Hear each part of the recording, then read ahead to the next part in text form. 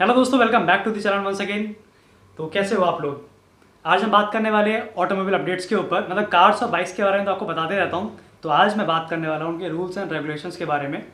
तो scrapping policy आपने सुना होगा। स्क्रैपिंग पॉलिसी क्या होती है, इसके क्या क्या नुकसान है, क्या क्या फ़ायदे हैं, और आपको इससे यूज़र को, जो गाड़ी यूज़र है, बाइक यूज़र है, उसको क्या क्या फ़ायदा होगा इससे। एंड इसके बारे में A to Z मैं आपको बताऊँगा, डिटेल दूंगा, मैं पूरी इन्फॉर्मेशन दूंगा। तो वीडियो को स्टार्ट करने से पहले अगर आप चैनल पे नए आए हो तो गाइस तो प्लीज़ सब्सक्राइब कर लीजिए। नीचे लाल बटन आ रहा है एंड उसके साइड में बेल नोटिफिकेशन आ रही है। जैसे ही मेरी नई वीडियो आती है तो वो आपको अपडेट जल्दी मिल जाएगा बेल नोटिफिकेशन प्रेस करके। एंड इस वीडियो को लाइक करके ज़रूर जाना अगर आपको वीडियो पसंद आती है तो। अगर आपने इंस्टाग्राम और फेसबुक पर मेरे को फॉलो नहीं कर रखा तो नीचे आईडीज़ आ रही है, आप वहाँ फॉलो कर सकते हो। एंड प्रीवियस वीडियोज़ देखने के लिए आई बटन में लिंक डाल रहा हूँ मैं पूरा प्लेलिस्ट का। एंड नीचे डिस्क्रिप्शन में भी प्लेलिस्ट का लिंक है, वहाँ पर आप पूरी ऑटोमोबाइल अपडेट्स प्लेलिस्ट देख सकते हो। तो चलिए वीडियो को स्टार्ट करते हैं। तो स्क्रैपिंग का मतलब होता है, स्क्रैप मतलब कबाड़, जो कूड़ा कबाड़ होता है। अगर हमारी गाड़ी कुछ टाइम के बाद बंद हो जाती है गवर्नमेंट के टर्म्स एंड कंडीशंस में, तो गाड़ी को कहते हैं स्क्रैप, मतलब स्क्रैप्ड होगी गाड़ी। सो दोस्तों, गवर्नमेंट की जो न्यू पॉलिसी है, न्यू स्क्रैपिंग पॉलिसी है, उसमें वो एम करती है कि जो भी व्हीकल्स पॉल्यूशन की जो स्टैंडर्ड्स है, जो पॉल्यूशन के एमिशन स्टैंडर्ड्स है, उनको फॉलो नहीं करती तो वो स्क्रैप हो जानी चाहिए। एंड उसी के तहत उन्होंने नियम कायदे निकाले हैं कुछ, वो मैं बताऊंगा आपको वन बाय वन करके। तो स्क्रैपिंग पॉलिसी का सिर्फ मतलब ये नहीं है कि आपको गाड़ी पूरी कबाड़ में डाल देनी है, नहीं गाइस।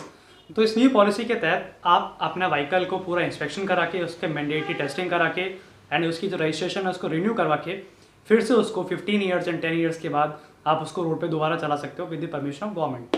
एंड उसका एक प्रॉपर प्रोसेस है, वो हम आगे बात करेंगे उसके बारे में। आप में से कुछ लोग, तो आप लोग ये सोच रहे होंगे कि मतलब किस प्रोसेस के अंदर मेरी गाड़ी स्क्रैप हो सकती है। तो उसके कुछ पॉइंट्स है। आप अपनी गाड़ी को स्क्रैप के अंदर बेच सकते हैं अगर आपकी ये कंडीशंस मैच करती है तो। नंबर 1, अगर आपका गाड़ी का रजिस्ट्रेशन सर्टिफिकेट एक्सपायर्ड हो चुका है। नंबर 2, अगर आपकी गाड़ी फिटनेस एंड इंस्पेक्शन सेंटर पे फेल हो गई है अगर, तो आप अपनी गाड़ी को स्क्रैप में डाल सकते हैं। थर्ड वन, अगर आपकी गाड़ी को डैमेज हो गया है, मतलब कुछ नेचुरल डैमेज या फिर क्लाइमेटिक डैमेज, उसमें आप गाड़ी को स्क्रैप में डाल सकते हो। फोर्थ वन, अगर आपकी गाड़ी इंपाउंड हो जाती है तो ये तो होगी बात कि अगर आपको अपनी गाड़ी स्क्रैप में डालनी है। तो बात करते हैं एनसीडी की, दिल्ली एनसीडी। तो इसके अंदर जो रूल है दिल्ली गवर्नमेंट का, वो ये है कि अगर आपकी पेट्रोल गाड़ी 15 ईयर से ओल्डर है तो आपकी गाड़ी स्क्रैप में जा सकती है एंड आप उसको रोड पे चला नहीं सकते। एंड अगर आपका डीजल कार है तो उसकी वैलिडिटी है सिर्फ 10 ईयर्स। 10 ईयर्स के बाद आप उसको रोड पे नहीं चला सकते, वो इलीगल होगा। आपको उसका फिटनेस कराना पड़ेगा फिटनेस सेंटर पे जाके, उसके बाद ही आप उसको रोड पे चला सकते हो। तो ये तो हो गया हमारे दिल्ली गवर्नमेंट की बात, एनसीटी रीजन की। आप सोच रहे होंगे कि मैं अपनी गाड़ी को स्क्रैप का करवाऊँ या उसको टेस्ट का कराऊँ, उसका फिटनेस सर्टिफिकेट कहाँ से लूँ या उसको स्क्रैप किधर करूँ। तो वो मैं आपको बताता हूँ। अगर आपको अपनी गाड़ी का फिटनेस इंस्पेक्शन फिटनेस सर्टिफिकेट लेना है तो आप उसको अपने नियरेस्ट स्टेशन पे लेके जाइए, फिटनेस स्टेशन पे, इंस्पेक्शन स्टेशन पे लेके जाइए। एंड अगर आपको अपनी गाड़ी स्क्रैप में डालनी है तो आप उसको लेके जाइए स्क्रैप स्टेशन के पास जो आपके नियर बाई एरिया में है। गवर्नमेंट की तरफ ये भी कम फैसिलिटी है, धीरे धीरे फैसिलिटी बढ़ रही है। अभी सिर्फ 26 सेंटर्स अवेलेबल है ऑल ओवर नेशन वाइड। धीरे धीरे ये सेंटर्स बढ़ेंगे। ये गवर्नमेंट का प्लान है कुछ 400 to 450 स्टेशन खोलने का all over India nation wide. तो धीरे धीरे खुलेंगे। बट अगर आपके नियर बाई एरिया में आप नेट पे सर्च कर सकते हो, देख सकते हो कि आपका नियर बाई स्टेशन कहाँ पड़ता है, इंस्पेक्शन स्टेशन और स्क्रैपिंग स्टेशन। तो ये दो स्टेशन अलग अलग जगह है। अगर आपको अपनी गाड़ी रखनी है आफ्टर 10 और 15 ईयर्स तो आप उसको इंस्पेक्शन फिटनेस सेंटर पे ले जाइए। और अगर आपको गाड़ी स्क्रैप में डालनी है, नहीं रखनी गाड़ी अपने पास, तो आप उसको स्क्रैप सेंटर पे ले जाइए नियर बाई एरिया में। तो उसकी जानकारी के लिए नीचे वेबसाइट डाल रहा हूँ, वो आप वहाँ चेक कर सकते हो। अगर अपने व्हीकल को आज स्क्रैप में डालना चाहते हो तो आपको वेट करना पड़ेगा अंटिल कोई रजिस्टर्ड स्क्रैपिंग सेंटर आपके नियर बाई एरिया में ओपन हो जाए। तो उसके लिए गवर्नमेंट 50 to 70 स्क्रैपिंग सेंटर्स का अरेंजमेंट कर रही है। गवर्नमेंट आने वाले ईयर्स में 4 से 5 साल में स्क्रैपिंग सेंटर्स खोलेगी। सो दोस्तों, अब आप सोच रहे होंगे कि वो इंस्पेक्शन के टाइम क्या टेस्ट करेंगे आपके व्हीकल के अंदर, तो वही मैं बता देता हूँ आपको। ऑल्दो गाइज, जो इंस्पेक्शन का जो प्रोसीजर है वो भाई पूरी तरीके से आउटलाइन नहीं किया गया ऑफिशियली। जैसे ही करेंगे वो आपको अपडेट हो जाएगा। बट येस, जो आपका टेस्टिंग प्रोसीजर होगा वो बिल्कुल सिमिलर होगा जैसे आपका सेफ्टी और एमिशन का जो प्रोसीजर होता है, उसी प्रोसीजर के हिसाब से होगा जैसे अदर कंट्रीज़ के अंदर होता है। एंड वैसे इसके अंदर आपकी गाड़ी का air bag, seat belt, pollution test and headlight alignments, wheel alignment, car brakes, engine equipments, outer कोई डैमेज तो नहीं है, कोई जंग तो नहीं लगा नीचे की साइड से, एंड इंटीरियर के इलेक्ट्रॉनिक कंपोनेंट्स को भी चेक करेंगे। तो ये सब चेक होगा आपकी इंस्पेक्शन के अंदर।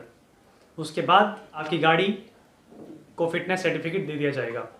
तो अब आप लोग ये सोच रहे हैं कि अपने 15 ईयर ओल्ड व्हीकल को रिन्यू कराने के लिए या उसका फिटनेस सर्टिफिकेट लेने के लिए आपको कितनी फ़ीस लगेगी, तो वो भी मैं आपको बता देता हूँ।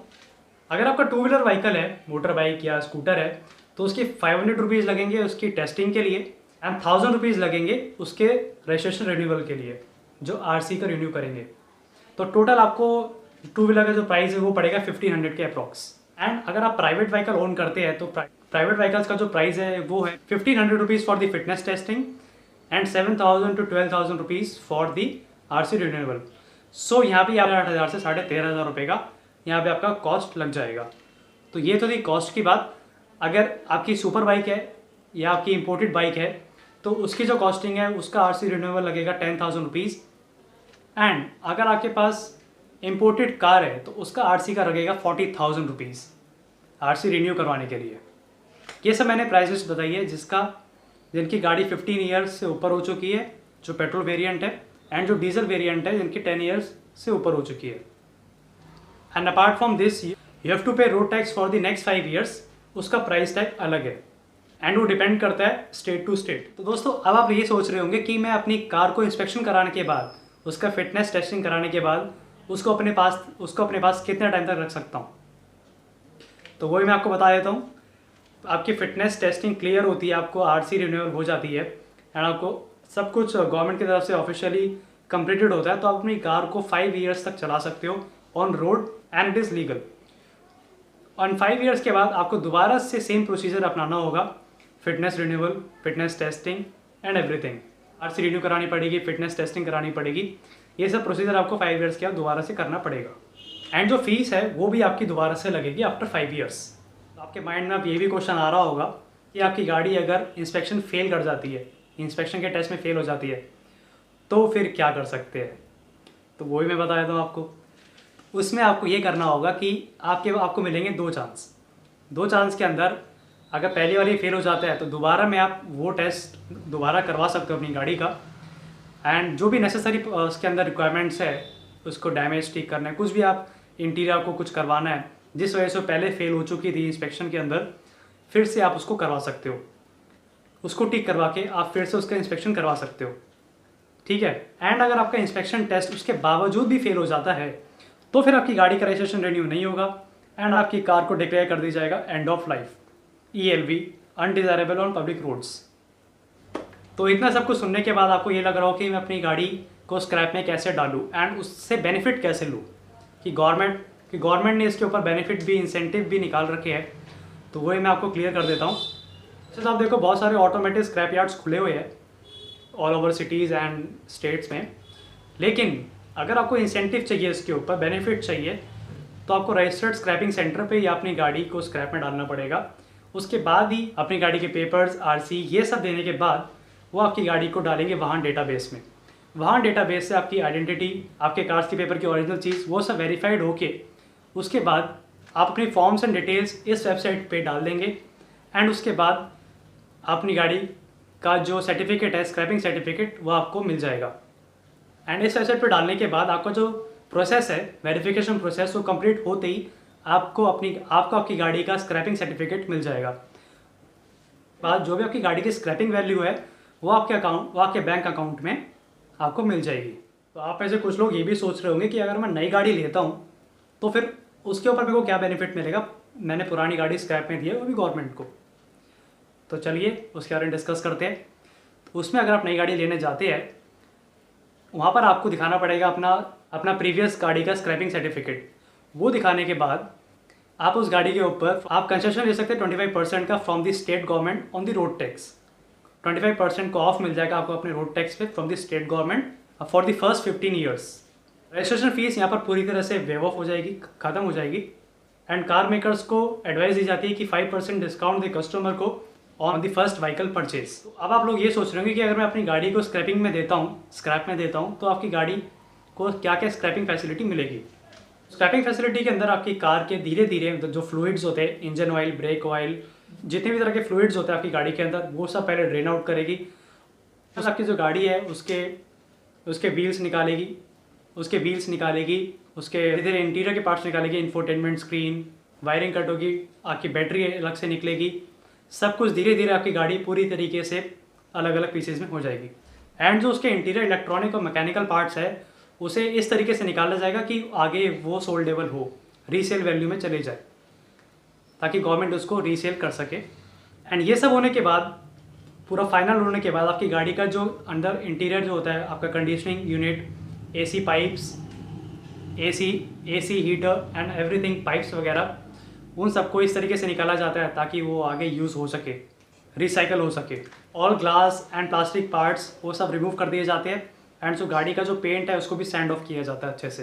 उसके बाद भी बस उसको क्रश कर दिया जाता है, उसको श्रेड कर दिया जाता है बिल्कुल अच्छी तरीके से, एंड उसको ऐसे रिसाइकल किया जाता है to form a new metal. So दोस्तों, ये था पूरा स्क्रैपिंग पॉलिसी 2021 इन इंडिया।